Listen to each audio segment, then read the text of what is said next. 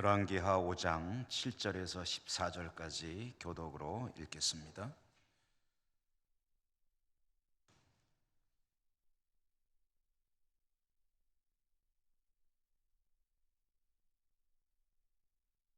이스라엘 왕이 그글을 읽고 자기 옷을 찢으며 이르되 내가 사람을 죽이고 살리는 하나님이냐?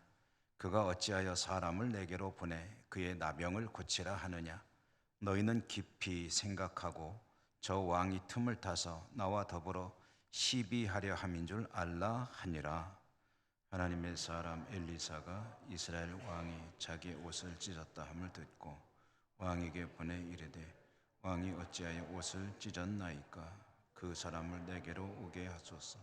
그가 이스라엘 중에 선지자 있는 줄을 알리이다 하니라.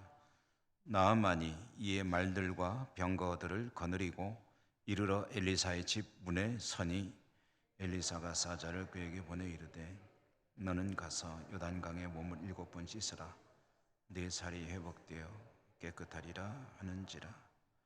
나아만이 노하여 물러가며 이르되 내 생각에는 그가 내게로 나와 서서 그의 하나님 여호와의 이름을 부르고 그의 손을 그 부위 위에 흔들어 나병을 고칠까 하였도다. 다메섹 강 아바나와 바르발은 이스라엘 모든 강물보다 낫지 아니하냐? 내가 거기서 몸을 씻으면 깨끗하게 되지 아니하랴 하고 몸을 돌려 분노하여 떠나니 그의 종들이 나와서 말하여 이르되 내 아버지여 선지자가 당신에게 큰 일을 행하라 말하였다면 행하지 아니하였으리이까? 하물며 당신에게 이르기를 씻어 깨끗하게 하라 함이리이까 하니 나아만이 이에 내려가서 하나님의 사람의 말대로 요단강에 7번 몸을 잠그니 그의 살이 어린 아이의 살같이 회복되어 깨끗하게 되었더라. 아멘. 열왕기하 오늘 8번째로 계속되는 나아만 이야기입니다. 나아만 이야기는 오늘 지난 수요일 그리고 오늘 다음 수요일 한 3번 정도에 나눠서 이야기를 풀어보게 될 것 같습니다. 지난 이야기 조금 드리면 나아만 장군은 아람 나라의 군대 장관이었다. 왕의 신입을 받는 중신이었고 백성들의 존경을 받는 그런 영웅이었다. 모든 것을 갖춘 사람이죠. 출세했고 그리고 또 존중과 존경받는 그런 인물이니 부러울 게 없을 것 같은데 그러나 누구에게나 아픔은 있게 마련이죠. 모든 것이 다 완벽한 사람은 없습니다. 나아만은 악성 피부병으로 성경에는 나병이라고 나와 있고 요즘 우리는 한센시병이라고 부르는 이 병. 그런데 지난 수요일에 말씀드렸지만 우리가 알고 있는 그 나병 한센시병은 아닌 것 같고 악성 피부병인 것으로 보인다라는 말씀을 드렸습니다. 어쨌든 이 피부 질환으로 굉장히 고통을 받고 있었다 하는 거죠. 네, 마침 이스라엘과의 전쟁에서 잡아온 어린 소녀가 하나 있었는데 그 아이를 집에 몸종으로 쓰던 중에 아이가 제공해준 정보가 있었습니다. 그것은 자기 고향에 있는 하나님의 종 선지자와 만날 수 있다면 그가 치료해 줄 것이다 하는 그런 소식을 듣게 된 것이고요. 나아만은 그 말을 수용했습니다. 그래서 왕에게 보고를 했죠. 아마 말미를 좀 얻어서 이스라엘 땅에 다녀올 요량이었던 것 같습니다. 그런데 왕은 그 이야기를 듣고 아주 반색을 했다는 거죠.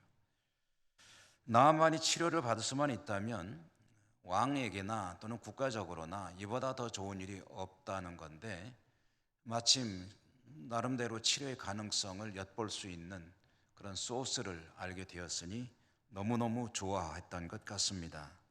왕은 나아만에게 가는 것은 물론이거니와 그냥 가지 말고 아예 격식을 제대로 갖추어서 가라 하는 그런 의사를 표명했고요. 그래서 정성껏 외교사절로서의 격식을 갖추어서 아주 보무도 당당하게 이스라엘 향해서 가게 합니다. 이것은 왕이 나아만이라고 하는 자기 신하를 얼마나 소중하게 여기고 있었는가 하는 것을 엿볼 수 있는 그런 대목이죠. 왕은 나아만에게 우선 엄청난 예물을 달려 보냈습니다. 성경에 보면 은 10달란트, 금 6,000개, 의복 10벌을 예물로 보냈다고 하는데 은금이죠. 금과 은. 이 금과 은이 요즘 가치로 얼마나 되는지를 정확히 좀 알아보기는 쉽지가 않습니다. 그래서 어떻게 할까 하다가 그래도 한번 따져보자 하고 따져보았더니 정확하지는 않을 것 같아요. 그런데 대략 추정을 해보면 금 10달란트는 은덩어리, 요즘에는 이제 바 형태로 해서 많이 이제 거래가 되곤 하죠. 실버 바죠. 실버 바. 이 은덩어리 이 10달란트는 요즘 가치로 환산해 보면 한 6억 원 정도의 금액이 된다고 합니다. 6억 원. 그리고 금이 6,000개인데 6,000개의 금 이제 또 계산하기 쉽게 골드바, 금덩어리로 따져보면은 요즘 무게와 요즘 거래되는 시세를 가지고 제가 계산을 좀 해봤더니 약 한 50억 정도 됩니다. 이게 금이 비싸긴 비싸죠. 은은 한 6억, 금은 한 50억.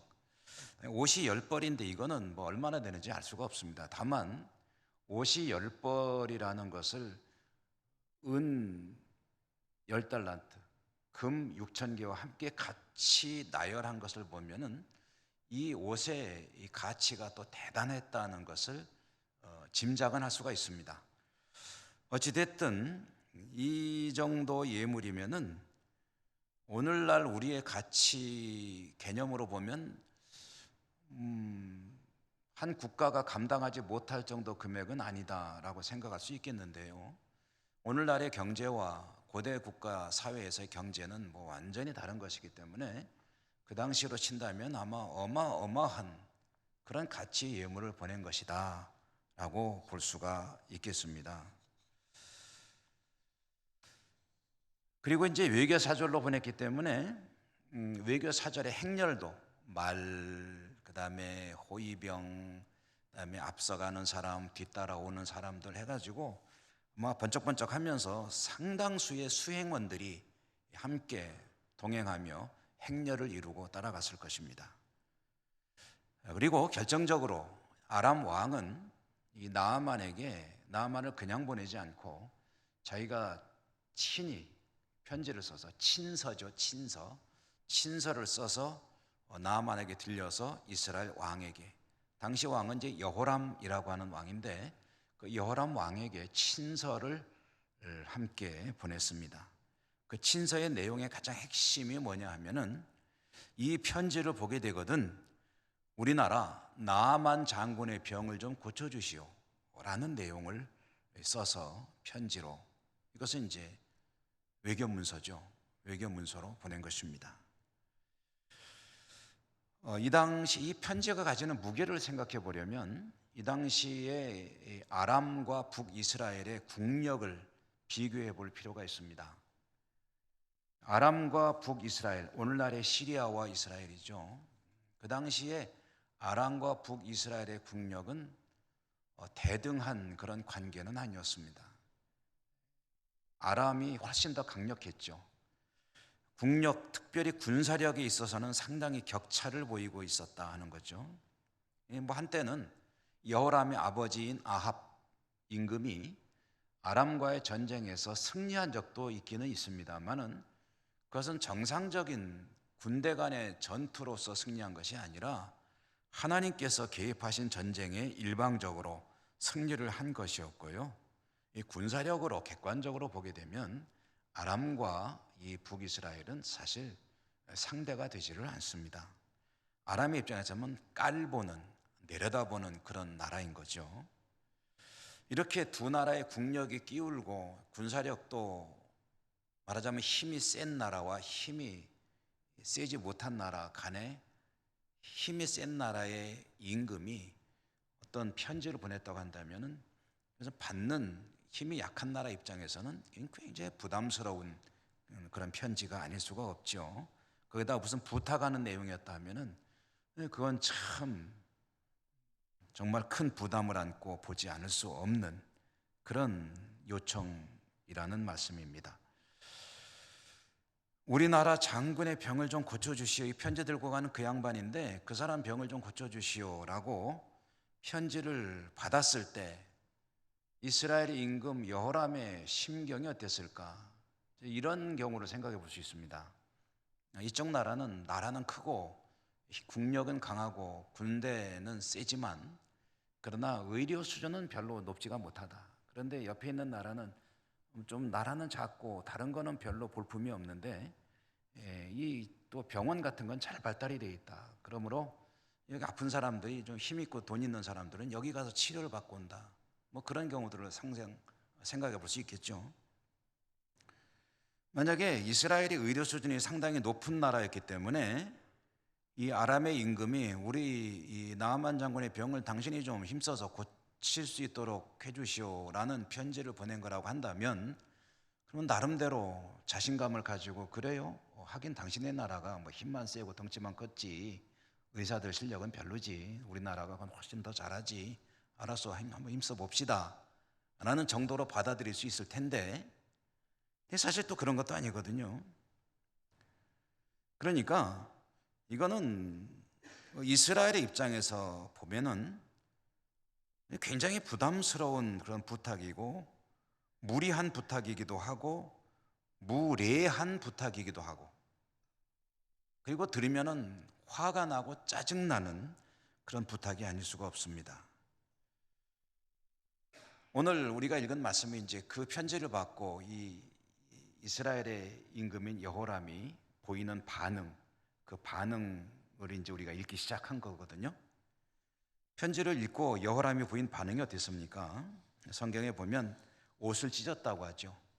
옷을 찢었다는 얘기는 그냥 화가 나서 주체를 못하는 그런 광경 아닙니까? 여러분 옷을 왜 찢습니까? 멀쩡한 옷을. 옷값도 비쌀 텐데 왜 찢었느냐 하면은 자기 그 화를 주체를 못하는 거예요. 이런 억지가 어디 있느냐.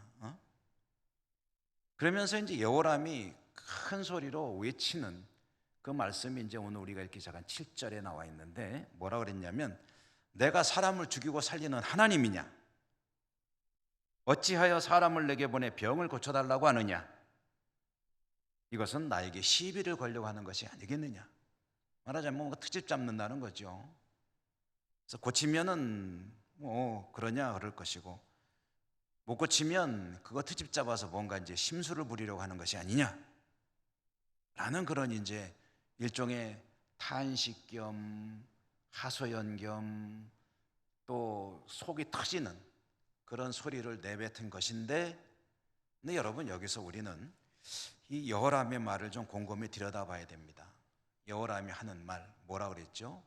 내가 사람을 죽이고 살리는 하나님이냐? 라고 말을 했거든요. 여러분 이 말을 곰곰이 생각을 해보십시다. 이게 무슨 뜻입니까? 어떤 내용을 담고 있습니까? 사람을 죽이고 살리는 것은 하나님께서 하시는 일 아니냐? 말은 똑바로 했다는 거죠. 제가 드리고 싶은 말씀은. 그러니까 사람을 죽이고 살리는 분이 하나님이시라고 한다면, 그러면 병을 고치는 것은 난이도 면에서 그보다 어려운 일은 아니겠죠. 쉬운 일이겠죠. 그러니까 여호람이 옳은 말을 하고 있는 거죠. 사실은 이스라엘에서는 가능한 일이다 라는 것을 자기는 인식을 못하고 있지만 자기 입으로 시인하고 있는 그런 내용입니다.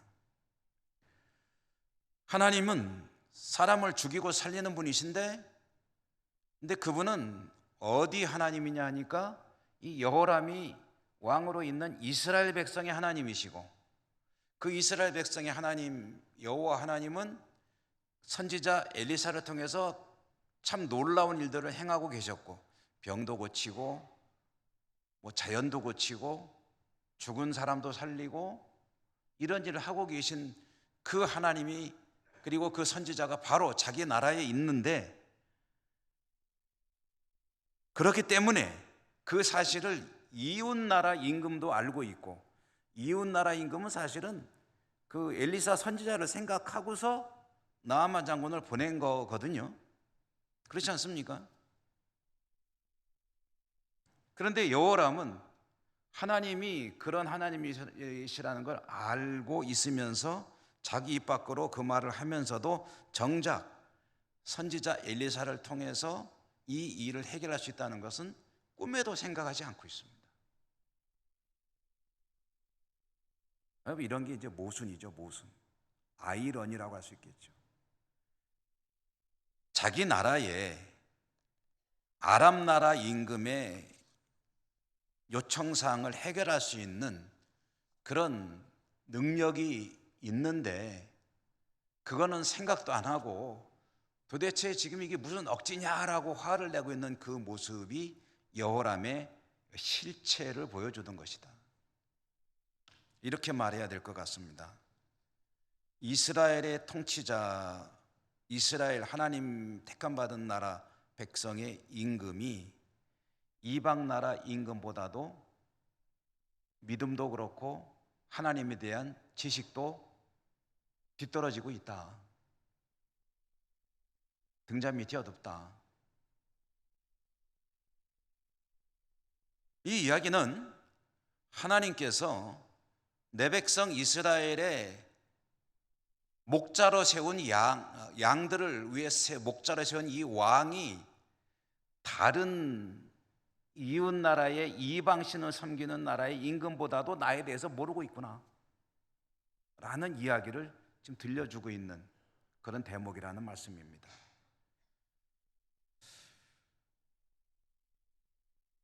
이 말씀을 묵상하다 보니까 잘 알려진 이야기지만 떠오르는 그런 이야기 하나가 있습니다. 교회가 하나 있는데 이 교회 앞에 술집이 생겼다는 거죠. 교회랑 맞은편에 문을 마주보고 술집이 생겼으니까 얼마나 그거 보기가 안 좋겠습니까?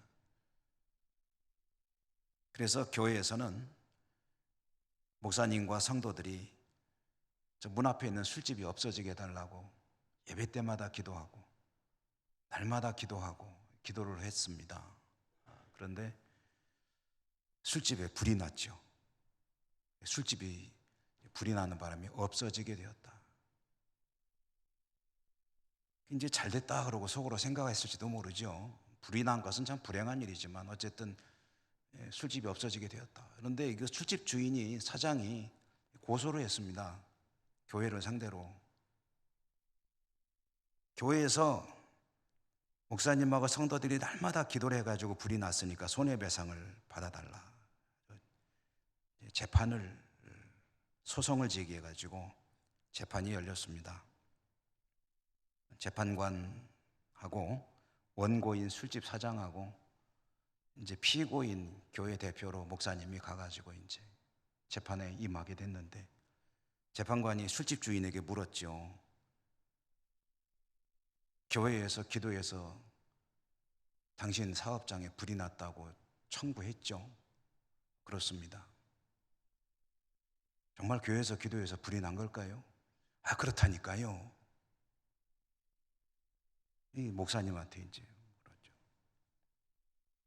저 원고가 주장하기를 목사님하고 성도님들이 맨날 기도해가지고 불이 났다는데 인정하십니까? 아니 재판장님, 도대체 기도한다고 불이 난다니 이게 말이나 되는 소리입니까? 그래가지고 재판장이 판결을 내렸습니다. 뭐라고 내렸냐? 주문, 원고, 술집 사장 아무개의 청구를 기각한다. 술집의 화재와 교회의 기도와는 관계가 없다. 다만 기도에 대한 믿음은 목사보다 술집 주인이 더 깊은 것으로 보인다. 재판이 끝났다는 거죠. 목사보다 술집 주인이 더 믿음이 깊다. 뭐 사실 그렇겠습니까? 그러나 한편으로 보면은 참 그렇게 볼 수 있을 만큼 우스운 이야기다. 여러분 생각해 보십시오. 다른 나라 이방 나라 임금은 당신의 나라의 하나님 그 종이 뭐 못 고치는 병이 없대는데 우리 장군 병 좀 고쳐주시오 하고 아예 정성껏 예의를 다 갖춰서 유익을 찾으려 해서 딱 보냈단 말입니다. 그런데 정작 그 나라 임금은 나한테 뭐 지금 시비 거는 거예요. 트집 잡는 거. 이게 말도 안 되는 소리 하고 있어. 내가 하나님이냐? 그러고 이제 말하자면은 투덜대고 있는 거예요.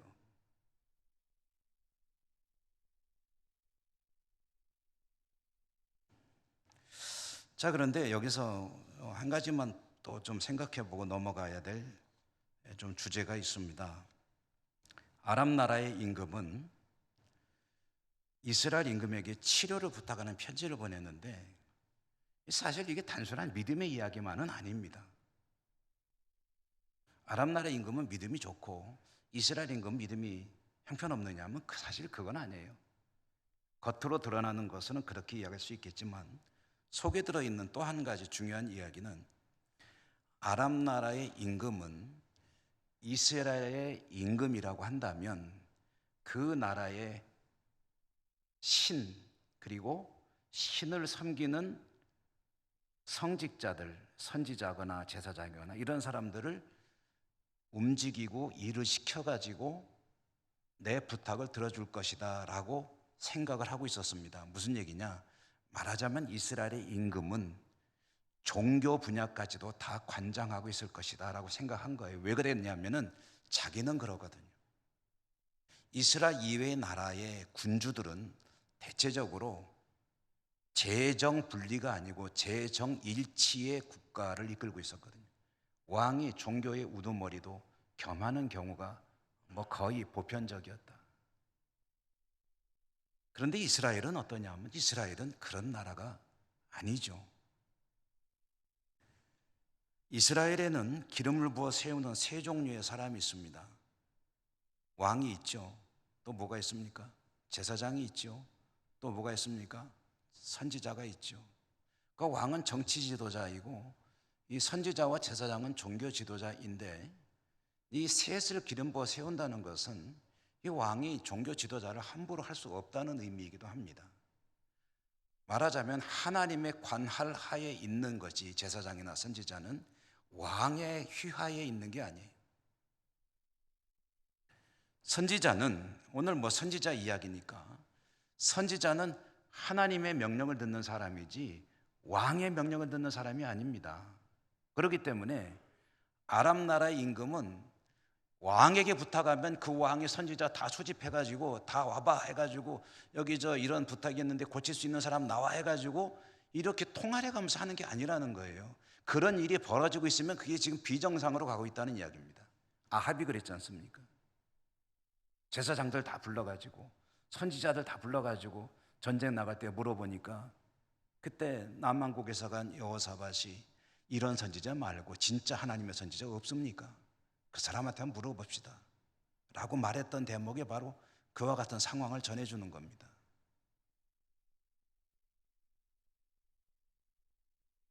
엘리사는 사실 여호람 왕이 하라고 그러면 하고 하지 말라고 하면 안 하는 사람이 아니죠. 왕의 뭐라 그래야 되나요? 왕이 부릴 수 있는 사람이 아니라는 거예요. 그것이 이 아람 왕과 이스라엘 왕의 하나님에 대한 그들의 신에 대한 그리고 신을 섬기는 그런 제사장이나 선지자들에 대한 그런 이해의 차이입니다. 그렇기 때문에 이런 일이 벌어지고 있는 거죠. 그리고 우리는 알고 있습니다. 참된 선지자는 오직 하나님만을 의식하는 사람이다. 그리고 신앙의 영역은 정치 권력이 개입할 영역이 아니다. 그렇기 때문에 작년, 금년 코로나로 인해서 교회를 정부에서 이런저런 여러 가지 요구를 할 때 때로는 그 요구가 조금 압박처럼 보였을 때 교회들이 반발한 이유가 거기에 있습니다. 그것은 뭐 국민으로서 시민으로서의 어떤 도리를 하지 않겠다는 것이 아니라 이런 것은 그렇게 밀어붙여야 될 일이 아니다. 너무 무례하다. 종교계의 협조를 구해야지 무슨 정부가 통할하는 정부의 휘하에 있는 그런 하나의 무슨 단체처럼 생각한다는 것은 당신들이 참 오산이다. 이런 이야기를 교회들이 했던 것이죠. 제가 한두 번 말씀 전 드린 적이 있지만 우리 이 지역에 우리 교회와도 깊은 관련이 있는 그 이대영 목사님이 이승만 초기 대통령 시절에 정부의 요직에 청빙 그 초청 뭐라 그러죠? 임명도 되곤 했었습니다. 장관으로 이승만 대통령이 들어와서 나 좀 도와주시오라고 했을 때 거절했죠. 워낙에 종교계 지도자이면서도 무게가 있는 분이었기 때문에 이승만 대통령이 이제 한번 초청을 해가지고 예방을 하게 되었는데 대통령을 만나기 전에 비서관이 아주 신신당부를 했다고 하지요. 목사님 혹시 각하를 만나게 되면 혹시라도 기도를 하거나 그런 무례한 행동은 하지 말아 주시기 바랍니다 라고 얘기를 했는데 뭐 알았다고 그리고 이제 들어가서 대담을 하고 그리고 이제 끝날 때쯤 돼서 그 목사님이 그랬다고 그러죠. 이거 대통령을 장로 대통령님을 내가 이렇게 만나서 참 좋은 말씀도 많이 듣고 했는데 뭐 내가 할 일이 뭐가 있겠냐 기도나 한번 하고 가겠다고. 그러고서 이승만 대통령의 머리에 손을 얹고 안수하며 기도를 했다 하는 유명한 일화가 있죠. 그때 이승만 대통령이 불쾌하게 여겼느냐? 아닙니다.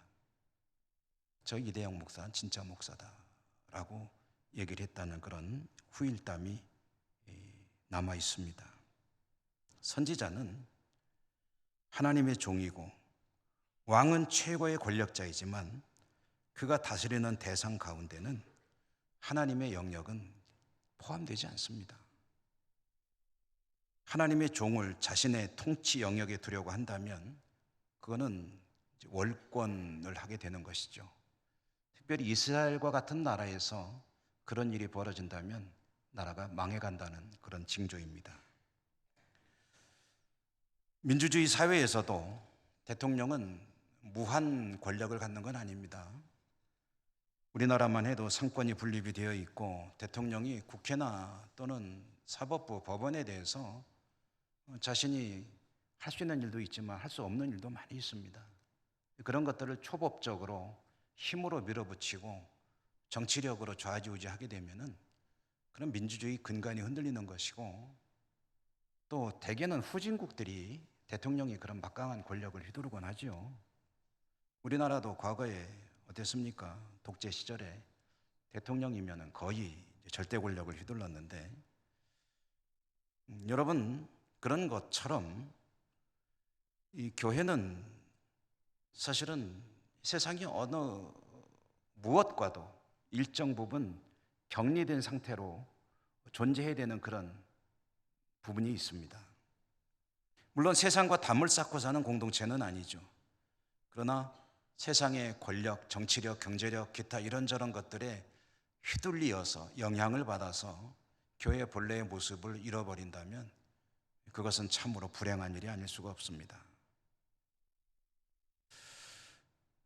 엘리사를 이스라엘 왕이 아람 왕의 전가를 받고 떠올리지 못한 것은 아마 이런 이스라엘의 독특한 그런 문화 때문이 아니었냐 하는 생각을 해보게 되고요.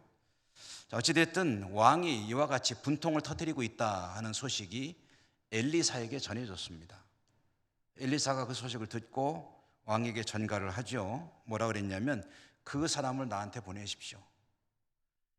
나아만을 내게로 보내십시오. 그러면 그가 이스라엘 중에 선지자가 있는 줄 알 것입니다. 이 말은 내가 그가 원하는 바를 들어주겠습니다. 그렇게 함으로 인해서 이스라엘에 하나님이 계시고 하나님의 백성인 것을 알게 될 것입니다 라는 그런 말을 이제 한 것이죠.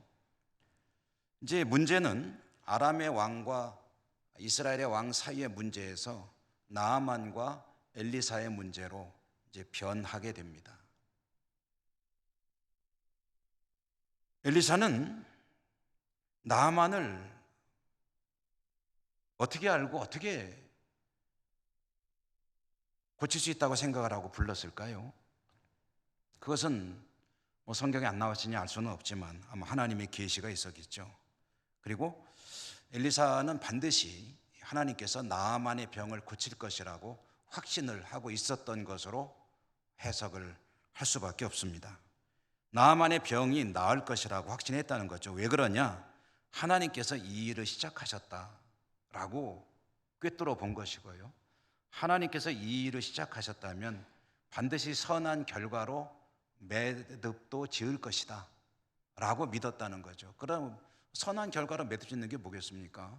그 사람이 원하는 바가 이루어지고, 그래서 그도 그리고 아람 나라에도 하나님의 이름이 전해지는 것, 그것이 가장 선한 역사가 아니겠습니까? 그것을 믿기 때문에 엘리사는 나아만을 나에게로 보내십시오. 이 말은 내가 고쳐주겠습니다 라는 뜻이었죠. 나아만이 엘리사를 향해서 갔습니다. 아마 행렬이 대단했을 것입니다. 엘리사가 사는 동네는 이제 시골 동네라고 하면 좋을 것 같네요. 한적한 시골 동네에 살아가는 엘리사의 집에 외국의 사절단이 무리를 지어서 쫙 몰려온다 그러면은 동네에 막 난리가 났겠죠. 시골 동네에 휘황찬란한 외교 사절단이 들이닥쳤을 때 얼마나 요란했을까. 여러분, 그 뒤의 이야기는 우리가 잘 알고 있죠. 나아만은 그렇게 엘리사의 집을 찾아갔고 어떤 기대를 했을까? 아마 이런 촌구석에 선지자라고 한다면 나 같은 사람을 뭐 만나볼 평생에 그런 기회는 몇 번 있었겠나. 근데 강대국 아람의 군대 장관인 내가 이런 의리의리한 휘황찬란한 그런 사절단을 이끌고 자기 집 쌀인문 같은 그런 문 앞에 와서 떡하니 서게 되면은 아마 엘리사는 버선발로 뛰어나오겠지. 그래서 나를 내 앞에서 엎드려 절을 하겠지. 그리고 나를 정중히 자기 집으로 모셔드리겠지. 그리고 내 몸의 환부에다가 손을 대고 기도하겠지. 내 병을 고쳐 줄 것이다. 그 정도 성의는 보여야 되지 라고 기대를 하면서 왔던 것으로 보입니다. 그런데 집 앞에 행렬이 도착했는데요, 선지자가 버선발로 뛰어나오는 건 관두고, 이렇게 표현해서 죄송합니다만은 코빼기도 안 비쳤다. 달려나와서 엎드려 절하기보다는 절하는 건 그만두고 얼굴도 보여주지도 않더라. 그리고 사환을 보내서 처방만 휙 하고 던져주었다. 처방이 뭡니까? 우리 선지자님께서 그러시는데요, 저 요단강 가서 7번 목욕하고 가시라는데요, 그러면 나을 거라고 그러시는데요 하고 쏙 들어가 버렸다.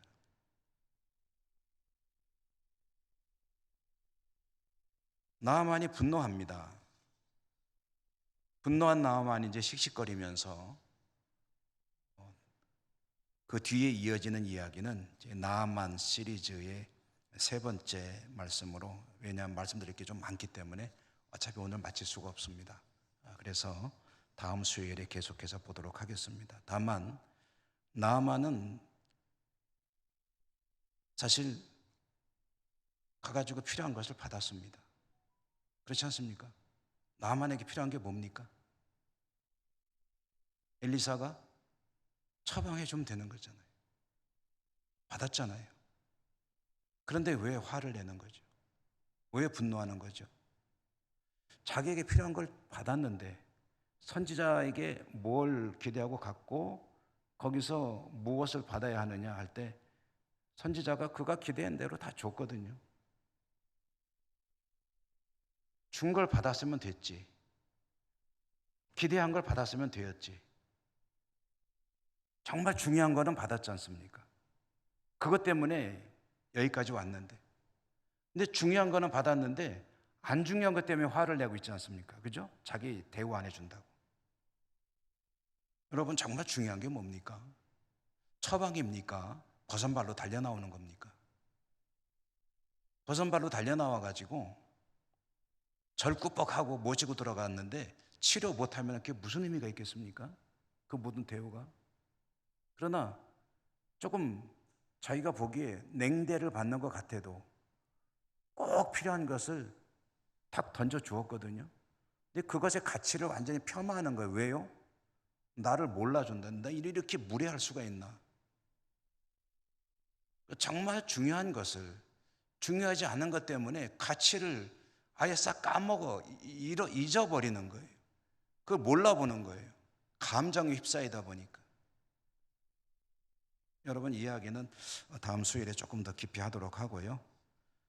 아무쪼록 정말 중요한 것을 중요하지 않은 것 때문에 잃어버리는 우를 범하지 않아야 합니다. 본질을 비본질적인 것 때문에 상실해버리는 그런 어리석음을 범해서는 안 되겠습니다. 혹시 그런 것들은 내 기분에는 거스리더라도 정말 중요한 것을 얻는다면 거기에 집중하는 것이 지혜로운 신앙생활이 될 것입니다. 그 은혜가 있으시기를 주님 이름으로 축원합니다. 은혜로우신 하나님 감사합니다. 나아만의 이야기를 계속 읽어가고 있습니다. 나아만과 주변 사람들의 삶의 이야기 속에 하나님께서 깨닫기를 원하시는 많은 그런 보물들이 들어 있습니다. 잘 찾을 수 있게 하시고 찾을 때에 잘 받아들이게 하시고 우리의 신앙과 삶이 하나님 앞에 복되게 이루어갈 수 있도록 인도하여 주시옵소서. 예수님 이름으로 감사하고 기도드립니다. 아멘.